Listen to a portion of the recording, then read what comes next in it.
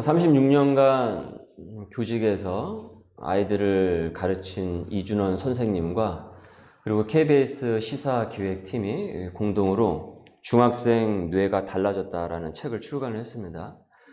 스마트폰이 지금 우리 아이들의 뇌 구조를 얼마나 이제 바꿔버렸는지 그 심각성과 이 대안에 대한 내용이에요.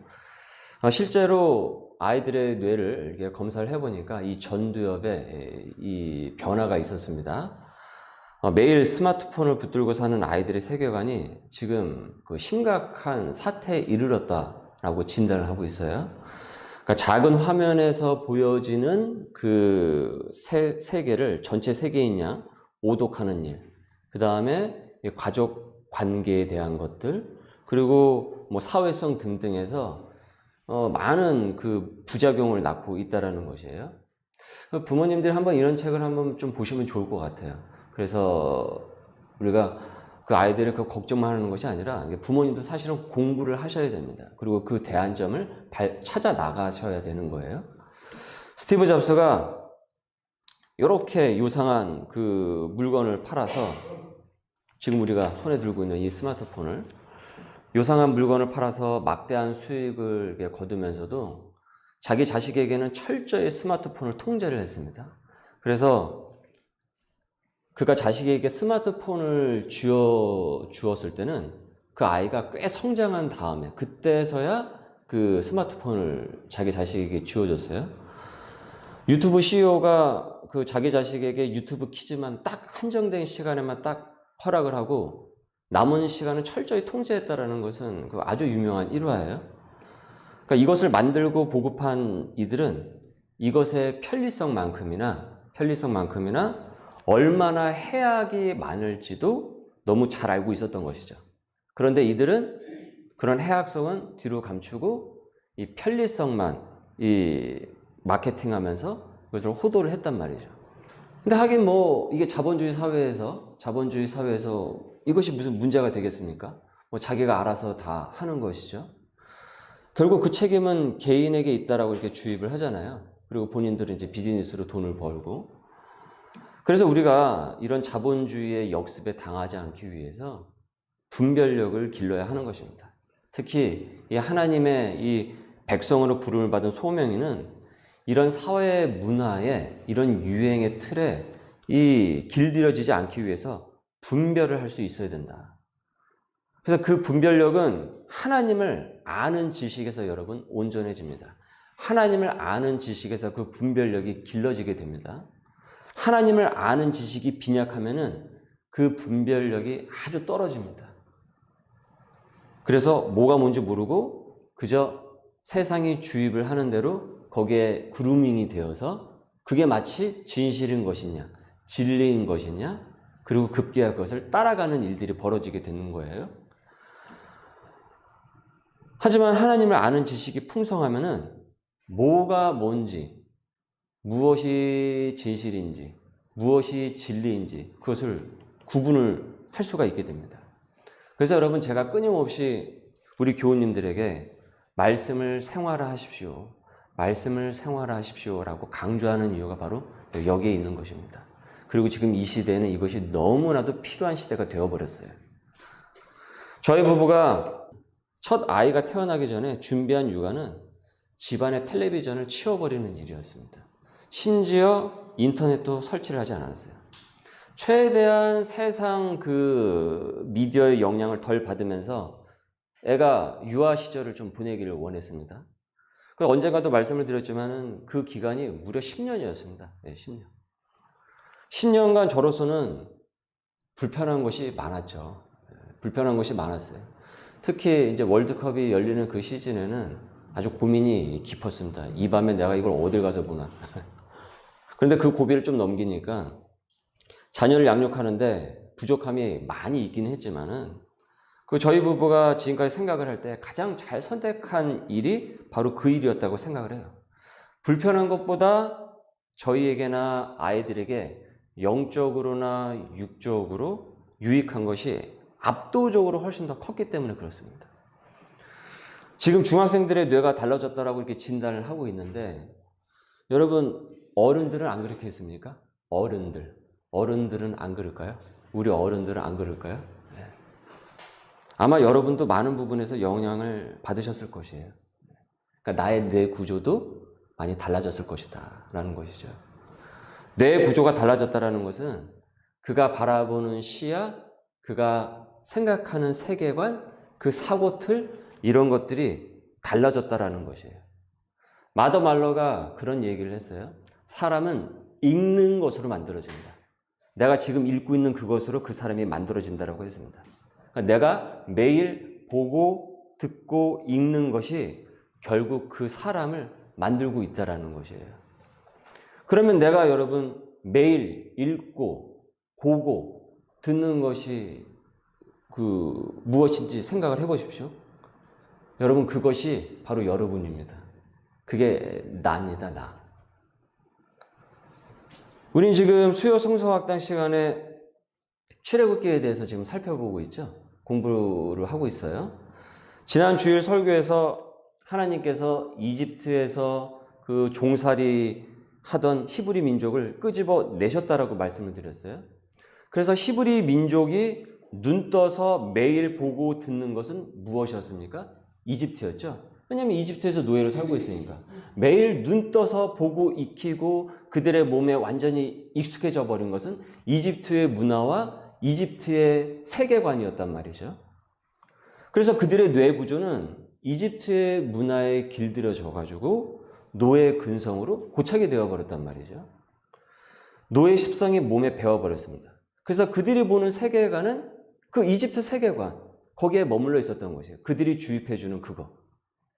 하지만 하나님께서는 누구를 보내셨습니까? 모세를. 예수님이 아니라 모세를 보내셨죠. 모세를 보내셔서, 예수님이 너무 일찍 오셨네. 모세를 보내셔서 그 세계관에서 건져내셨죠. 모세의 이름의 뜻이 무엇입니까? 물에서 건져내다예요. 물에서 건져내다. 하나님께서는 모세를 보내셔서 그들을 이집트의 세계관에서 건져내신 것입니다. 이 모세의 이름에 바로 그와 같은 의미가 있는 것이에요. 그러나 이들의 몸에 밴 습성이 하루아침에 바뀌지를 않았죠. 몸은 떠나서 왔지만, 몸은 이집트를 떠나와 오긴 했지만 그들의 생각과 사고, 세계관은 변하지 않았단 말이에요. 아직도. 그래서 광야길로 그들을 인도를 하셨죠. 그들은 여전히 바뀌지 않은 정신세계를 갖고 있었고 그들의 영적인 체질은 전혀 바뀌지 않았단 말이에요. 아직도. 그래서 그들을 홍해 광야길로 인도를 하셨고 그 광야 생활을 하는 동안 하나님께서는 무엇을 중심에 두셨다고 했습니까?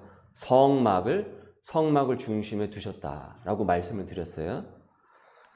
성막 생활을 하면서 그들의 박혀있는, 그들의 몸에 배어있는 그 이집트 세계관이 하나씩 한 커플씩 벗겨지면서 하나님 중심의 세계관으로 바뀌어 가도록 하신 것이에요. 그들이 갖고 있던 수많은 이집트의 세계관들을 하나씩 벗겨가고 그것을 수정해 가시면서 이제는 하나님의 중심의 세계관으로 가도록 하셨다라는 거죠. 그 홍해의 광야길로 가도록 하시면서 그 중심에 성막을 주시면서. 그리고 그 중에서 하나님께서 또 무엇을 주셨습니까? 시내산에서 십계명 말씀을 주셨단 말이죠.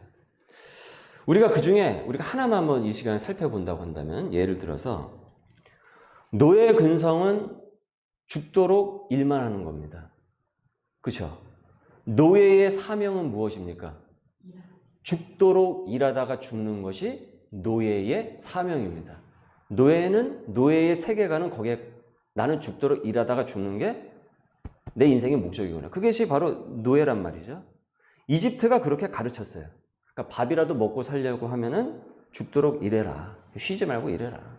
하지만 하나님께서는 무엇이라고 얘기하고 있습니까? 너희는 죽도록 일하다가 죽는 일개미로 창조된 것이 아니라 너는 거룩한 하나님의 백성으로 부름을 받은 존재다 라는 얘기를 한 거예요. 바로 그 중심에 무엇이 있었던 것이에요? 성막이 있었던 것이죠. 그리고 구체적으로 스케줄까지 적으셔가지고 바로 이 점을 일깨우셨어요. 바로 시내산에서 모세에게 주신 10계명인 것이죠.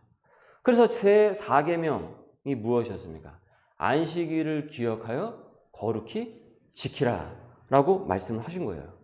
여러분 생각해 보세요. 이집트 세계관은 죽도록 일해야 돼. 하루도 쉬면 안 돼. 너희들은 계속 그걸 짐을 지고 피라미드 지어야 돼. 이거 람세스 성전 터전 지어야 돼. 계속 그걸 주입하면서 이들에게 가르쳤단 말이에요. 근데 하나님께서 지금 무엇이라고 말씀하고 있습니까? 그치라는 거예요. 그날 그치라는 거예요. 이 세계관에 완전히 큰 변혁이 일어나게 된 것이죠. 그래서 구체적으로 그 스케줄을 적시해서 일을 일깨우셨는데 안식일을 거룩히 지켜서 하나님을 예배를 하고 너가 하나님의 거룩한 백성으로 부름을 받은 사람임을 기억하라. 잊지 말라라고 이들에게 말씀을 하셨던 거예요. 이건 노예에게 굉장히 혁명적인 말씀이었던 것입니다. 생활의 패턴이 완전히 바뀌어지게 된 거예요. 저명한 신학자 월터 브루그만은 안식일은 저항이다라고 했습니다. 안식일은 저항이다.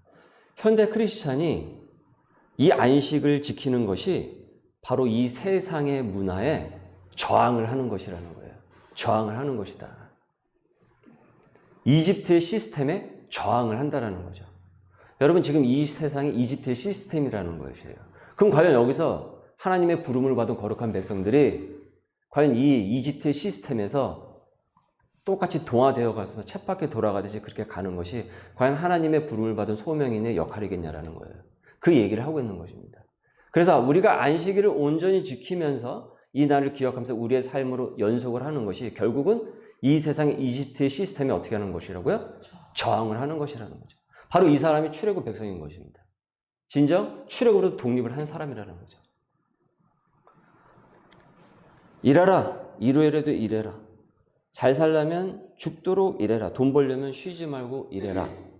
이런 세태에 크리스찬이 주의를 온전히 지킴으로써 이 세상의 물결에 저항을 한다는 것입니다. 사실 오늘 우리가 이 시간에 예배를 드리는 것은 이 세상의 물결에 이집트 시스템에 저항을 하고 있는 것입니다. 우리 아이들이 이 시간에 저항을 하고 있는 것이에요. 예배를 드리고 하나님을 기억하고. 이동호 목사님이 예전에 설교 중에 그런 말씀을 하셨어요. 이 세상에서 제일 불쌍한 사람은 죽도록 일만 하다가 죽는 사람이 제일 불쌍한 사람이라고. 하나님께서는 출애굽 백성에게 이 성막을 중심으로 이집트 세계관을 떨쳐버리도록 하셨고 거룩한 백성으로 하나님의 백성으로 부르심을 받았음을 일깨우셨단 말이죠. 그래야 이 백성들이 적과 꿀이 흐르는 가나안 땅에 정착을 하여서 거기서 그 땅을 일구고 선한 영향력을 드러낼 수 있기 때문이었습니다. 그래서 오늘 이 방금 말씀드린 이것은 오늘의 이 본문 말씀과 맞닿아 있어요. 오늘 말씀입니다. 다 같이 읽습니다. 시작. 나는 너희의 하나님이 되려고 너희 애굽 땅에서 인도하여 낸 여호와라. 내가 거룩하니 너희도 거룩할지어다. 이집트의 노예로 살던 사람에게 너를 거룩한 하나님이 부르셨다라는 것이에요. 노예는 거룩하지 않잖아요. 스스로 그런 생각을 가진 적이 한 번도 없는 사람들이란 말이죠. 그러니까 너희도 거룩하라. 내가 거룩하니까 너희도 거룩한 백성이 되어라. 그러니까 이제는 이집트의 노예가 아니라 너는 하나님의 거룩한 백성이다. 내가 너희를 이집트에서 건져낸 이유다. 여러분, 저와 여러분이 죄인입니다. 그렇죠? 죄인입니다. 그런데 예수님께서 저와 여러분을 죄와 사망의 권세에서 건져내셨습니다. 건져내셨어요. 이집트에서 건져내셨단 말이죠. 그래서 우리를 더 이상 죄인이 아니라 무엇이라고 부른다고 했죠? 의인이라고 했죠. 여러분, 이 의가 거룩할 바로 그 의입니다. 의란 말이죠.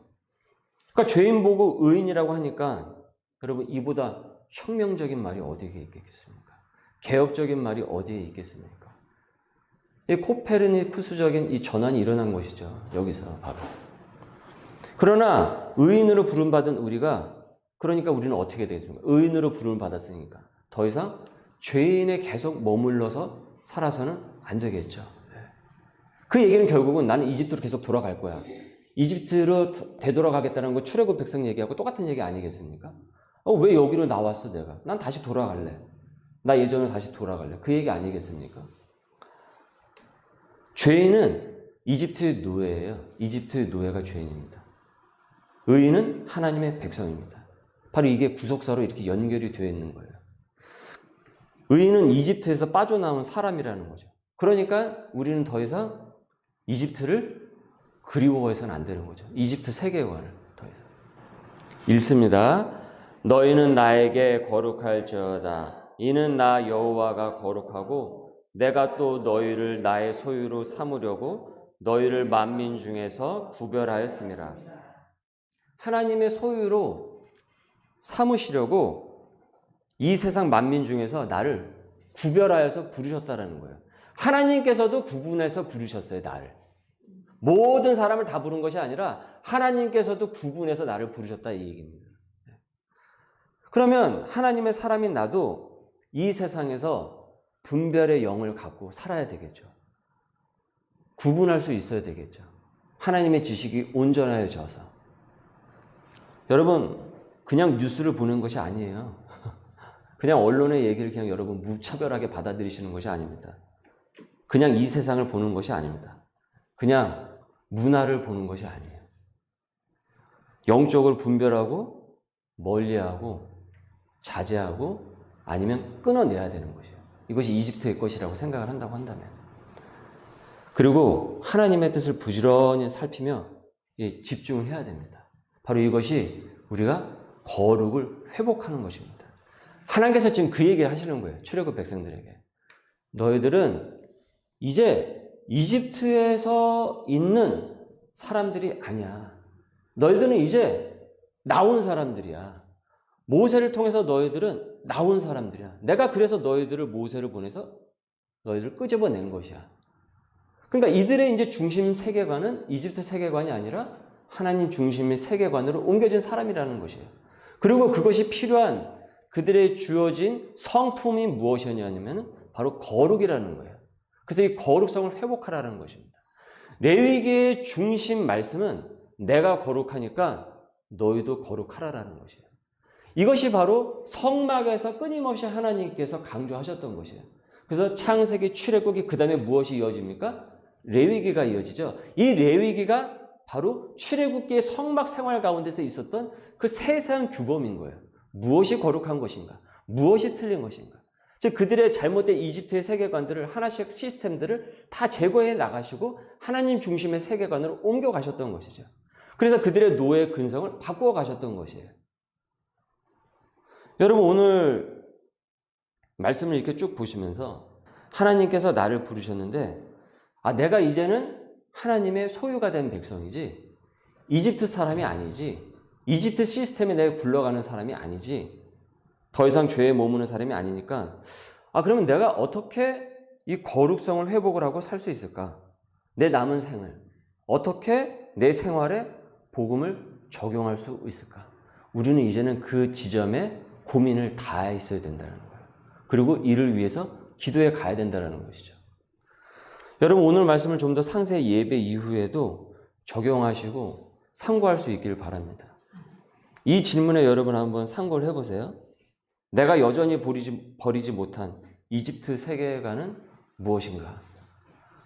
이집트 생활을 나는 여전히 그리워하면서 따르고 있습니까? 내 생활의 스케줄은 지금 하나님 중심입니까? 거기 중심입니까? 나는 세상의 노예입니까? 하나님의 거룩한 소유된 백성입니까? 내가 지금 회복해야 할 거룩은 무엇인가요?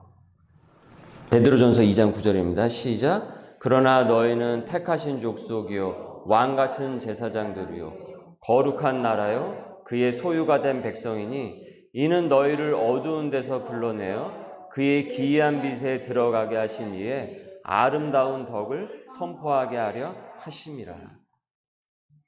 이 신약의 말씀으로 그대로 이어지죠. 우리를 누구로 부르셨다고요? 거룩한 왕같은 제사장들, 거룩한 나라로 우리를 부르셨다라는 것이에요. 너희들은 종살이처럼 그렇게 살지 말라라는 거예요. 세상의 종처럼 그렇게 살지 말라라는 거예요.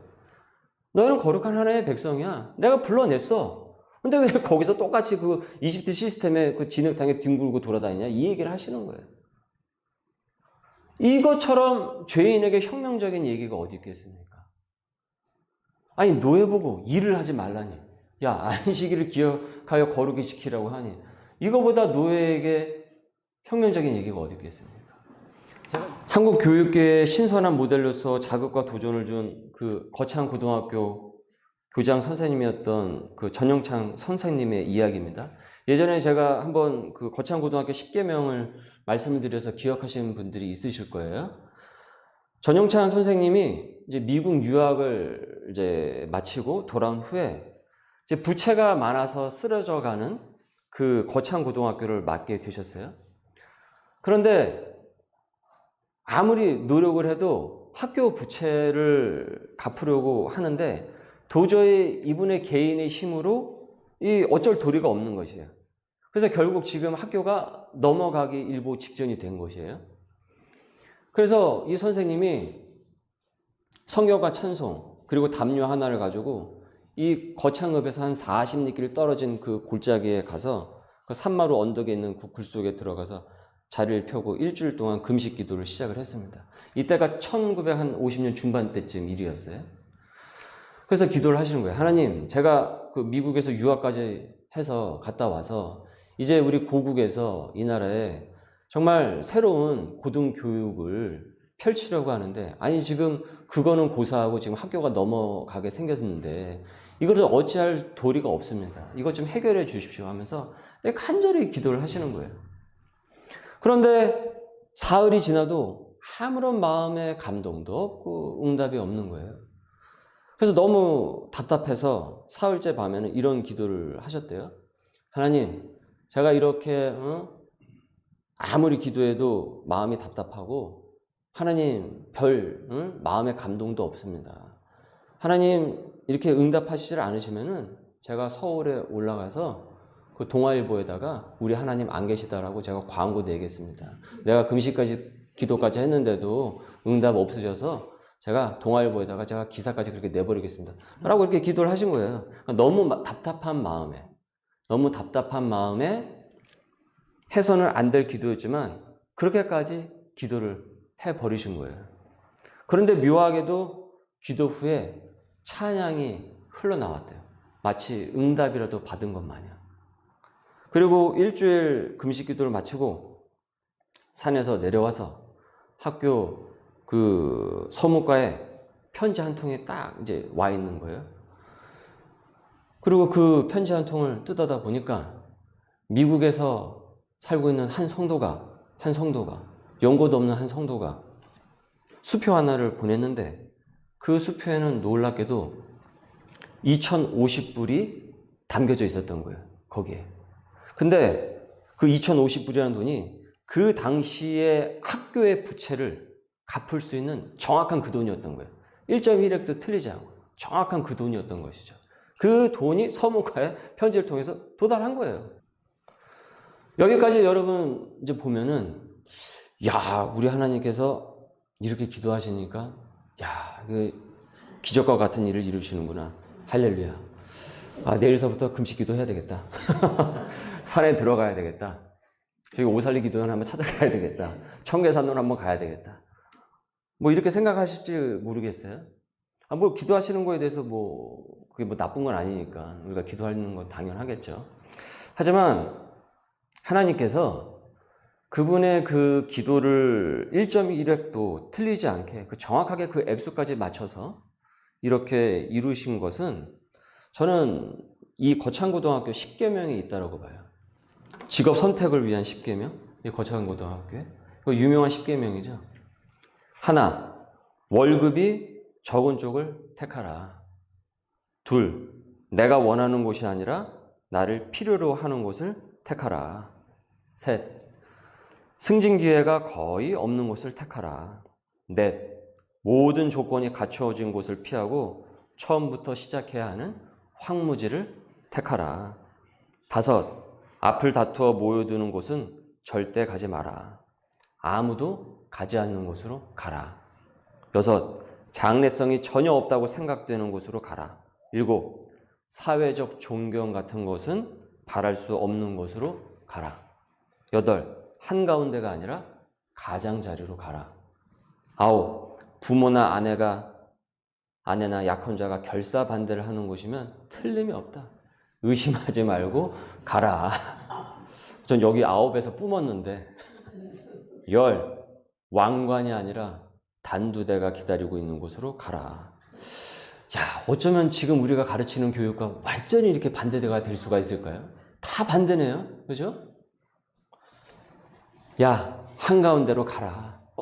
너 저기 가장자리로 가면 큰일 난다. 구석으로 가면 큰일 난다. 야, 승진 잘 되는 곳으로 가야 된다.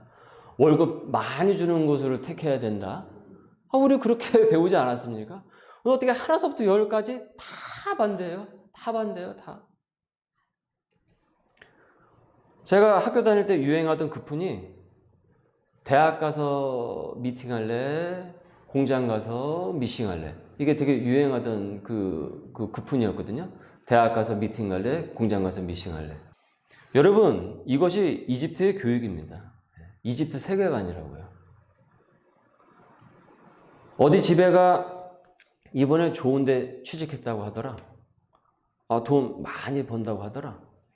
그 전문직 되어야 그 안정이 된다고 하더라. 여전히 우리는 그 세계관으로 이 교인들도 여전히 우리의 아이들을 그렇게 대하고 있단 말이에요. 아이들에게 하나님의 백성으로 부를 받은 거룩한 백성이라는 것에 대해서는 얘기를 잘 안 해요. 그런 것에 대해서 얘기를 해준 적은 없고 항상 이와 반대되는 얘기들만 우리는 항상 하고 있다는 것이죠. 저도 오늘 말씀을 준비를 하면서 반성이 많이 되었습니다. 다시 한번 도전이 되었어요. 저는 이 십계명을 보면서 이 선생님의 본심이, 이 중심이 어디 있다라는 것을 알게 되었어요. 명문대 보내는 유명학교 만드는 것이 목적이 아니었던 거예요, 이분은. 이 거창고등학교를 처음에 살리려고 했던 것이. 그래서 금식기도 하고 그렇게 하나님께 때를 쓰듯한 것이 아니었던 것이죠. 거룩한 사람을 길러내는 것이었구나. 이분의 목적이 거기에 있더라고요. 하나님께서 그분의 어떻게 보면 사실 발칙한 기도 소리 아닙니까? 하나님, 이번에 기도 안 들어주시면은 저기 동아일보에다가 기사 내버릴 거예요. 그거 발칙한 기도 아닙니까? 그럼에도 불구하고 그 기도까지 긍휼히 여기셨던 이유가 여기에 있었구나 라는 생각이 들었어요. 저도 이번에 조사하다가 알게 되었는데 다시 한번 이 거창고등학교 역사를 조사하다가 알게 되었는데 이 거창고 교정에 이런 구fun이 있더라고요. 노 크로스, 노 크라운. 이게 교정이 있대요. 노 크로스, 노 크라운. 여러분, 우리에게도 친숙한 슬로건이죠.